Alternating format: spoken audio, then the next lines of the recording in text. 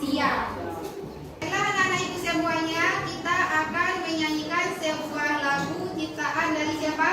Apa judul lagunya? Indonesia Raya. Sekarang aku minta kepada semua anak-anak ibu berdiri untuk menyanyikan lagu Indonesia Raya.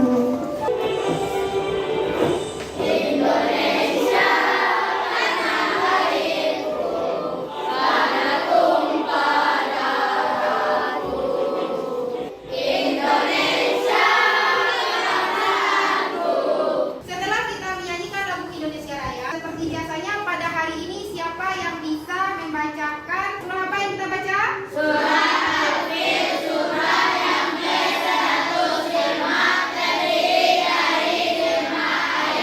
Silakan Nak. أعوذ بالله من الشيطان الرجيم بسم الله الرحمن الرحيم ألم تر كيف فعل ربك بأصحاب الفيل ألم نجعل كيدهم في تضليل وأرسل عليهم طيرا أبابيل وجعلهم كعصف مأكول Sadaqallahul azim. Ibu akan mengambil absen. Siapa yang tidak hadir pada hari ini? Hadir semuanya? Alhamdulillah, berarti semuanya hadir. Minggu kemarin ada satu orang yang tidak hadir ya. Bagaimana temannya itu sudah sehat? Alhamdulillah. Bisa dilihat gambar apa itu? Gambar apa? Pensil. Siapa bisa menjelaskannya? Oke, silakan Nak, yang pertama. Ini yang kedua ya. Pensil berguna untuk menulis, maka yang kita tuliskan merupakan hal-hal yang indah dalam lembar hidup kita dan orang lain. Terima kasih kepada anak-anak ibu. Baiklah, jelaskan sedikit apa makna dari sebuah pensil. Pensil itu kalau dia baru sudah diruncing atau belum? Belum. Masih Supaya bisa kita menulis dengan pensil, maka apa yang kita butuhkan? Runcing. Kemudian sudah diruncing apa lagi? Baru bisa kita tulis. Berarti apa yang kita lalui? Yang kita lalui itu yang pertama adanya usaha untuk meruncing. Kalau kita tidak ada usaha untuk meruncingnya, maka pensil itu tiada gunanya. Maka seperti itu pula lah kita pergi ke sekolah dengan berusaha kita berangkat dari rumah sampai di sekolah dengan tepat waktu, maka itu termasuk apa? Niat kita untuk bersungguh-sungguh dalam menuntut ilmu. Siapa yang bisa mengingat atau menyampaikan kembali materi kita minggu yang lalu? Ya, silakan Nadir. Materi minggu lalu tentang meneladani nama dan sifat Allah SWT untuk kebaikan hidup. Asmaul Husna merupakan nama-nama indah atau baik bagi Allah SWT. Yang kedua, siapa bisa menyampaikan materi apa lagi minggu yang lalu? Ya, silakan Nak.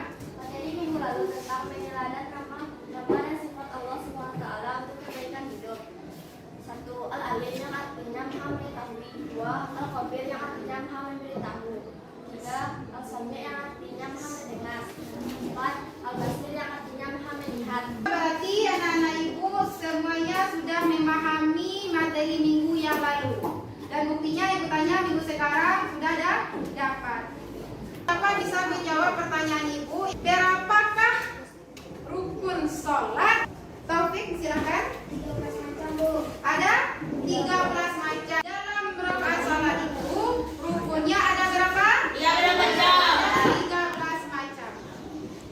Judul materi kita pada hari ini yaitu menghadirkan sholat dalam kehidupan sehari-hari. Tujuan dari materi pelajaran kita. Yang pertama, siapa bisa membacanya? Silakan. Yang kedua, silakan. Setelah kegiatan diskusi, peserta jadi mampu merincikan contoh praktikan pengetahuan sebagai pemaknaan sholat dalam mencegah perbuatan keji dan bukan di lingkungan sosial secara baik dan benar. Jadi, tujuannya ada 4. Yang pertama itu membahas tentang Nah, itu yang harus kita pahami apa itu tentang hakikat sholat. Yang kedua, tujuan materi kita itu merinci contoh perilaku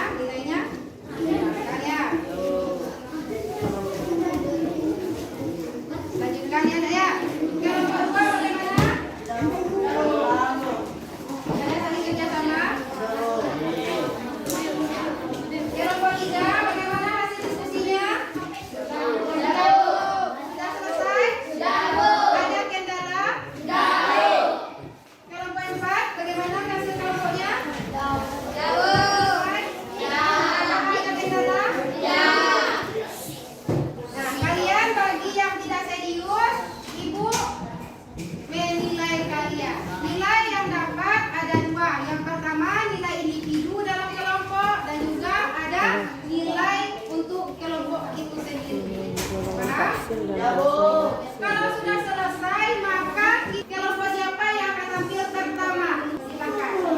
Baiklah teman-teman, saya akan sampaikan anggota kelompok 1. 1. Haikal, 2. Regil, 3. Putra Fajar. Mengamati video. 1. Masalah untuk bangun sholat subuh. 2. Solusinya, membiasakan untuk bangun pagi, niatkan dari hati untuk lebih dekat kepada Allah Subhanahu wa Ta'ala supaya terhindar dari godaan setan. Materi tentang hakikat sholat dalam mencegah perbuatan keji dan mungkar secara baik dan benar. 1. Sholat secara bahasa yaitu meminta kebaikan. 2. Sholat secara istilah yaitu semua perkataan dan perbuatan yang dimulai dengan takbiratul ihram dan diakhiri dengan salam. Itulah asumsi kami dari kelompok 1. Apakah teman-teman ada yang bertanya? Berarti kelompok 2, 3, dan 4 pasti sudah paham apa yang disampaikan oleh kelompok 1. Kalau begitu kita lanjut kepada kelompok berapa lagi? Silakan kelompok 2 menyampaikan hasil diskusinya. Satu, masalah melalaikan sholat fardu. 2. Solusi tidak menjadikan sholat sebagai beban hidup. Tidak ada alasan untuk mengajar kita untuk tidak melaksanakan sholat. D. Materi tentang tujuh perilaku sebagai makna sholat dalam mencegah perbuatan keji dan berbuat secara baik dan benar. Sudah paham apa yang disampaikan oleh kelompok 2? Ya. Ada yang bertanya? Lanjut kepada kelompok 3, silakan presentasikan hasil diskusinya. Saya dari kelompok 3 akan menceritakan hasil diskusi yang pertama. A. Mengamati video. 1. Masalah mengalami mimpi buruk. Solusi untuk tidak melanjutkan tidur di waktu sholat. Segera bangun dan melaksanakan sholat. Bagaimana kelompok lain mendapat pertanyaan? Silakan. Bagaimana caranya kita bisa melaksanakan dengan tepat waktu? Bila seseorang menetapkan Allah SWT sebagai tujuan utamanya dan memiliki perasaan cinta kepada Allah SWT, maka dia akan menyerahkan sholat untuk menghadapi Tuhannya. Puas jawaban dari kelompok 3? Sudah? Silakan kelompok terakhir yang tampil. Siapa yang mewakilinya? Oke, silakan.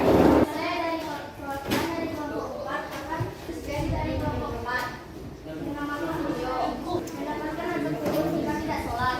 Baik, untuk kelompok 1, 2, 3 apakah ada pertanyaan? Ada. Saya dari kelompok 1 ingin menanyakan apakah boleh sholat subuh setelah matahari terbit? Tidak boleh, karena batas subuh atau waktu sholat sudah ada. Subuh adalah terbitnya fajar atau matahari, sehingga sholat subuh tidak bisa dilakukan setelah fajar atau terbitnya matahari. Itulah hasil jawaban dari kelompok 4. Bagaimana dengan kelompok 1? Apakah sudah merasa jelas dengan jawabannya? Sudah.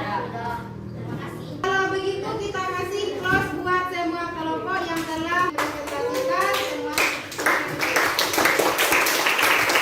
Nah, Ibu sudah menilai dari awal sampai akhir. Sebagaimana Ibu jelaskan di awal tadi bahwasanya dalam diskusi tidak boleh bicara dengan teman, tidak boleh menyuruh teman dalam menjelaskan atau mempermateri, saling berbagi dalam kelompok, dan yang terakhir harus kita mendengarkan teman dalam berbicara. Ada beberapa ibu yang melanggar tersebut.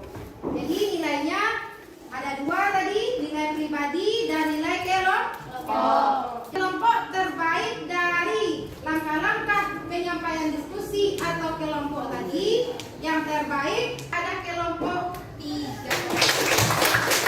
Siapa bisa menjelaskan kembali? Coba katakan. Ya, ini silakan. Sholat secara bahasa doa atau dengan kebaikan. 2. Ayat yang menjelaskan kalau sholat terdapat pada Quran surah Al-Qur'an, surah yang ke-29 terdiri dari 45 ayat. 3. Surah yang ke-29 terdiri dari 45 ayat. Terus buat ini yang telah memberanikan diri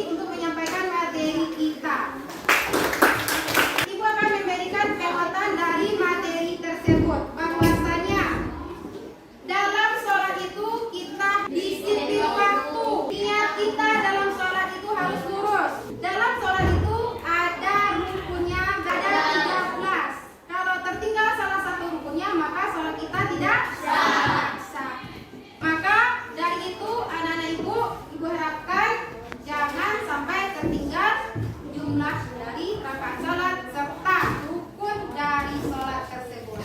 Bisa paham? Bisa. Kesimpulan dari materi hari ini. Siapa bisa menyimpulkan? Oke, silakan Nadia. Sholat juga merupakan rukun Islam yang kedua setelah dua kalimat syahadat.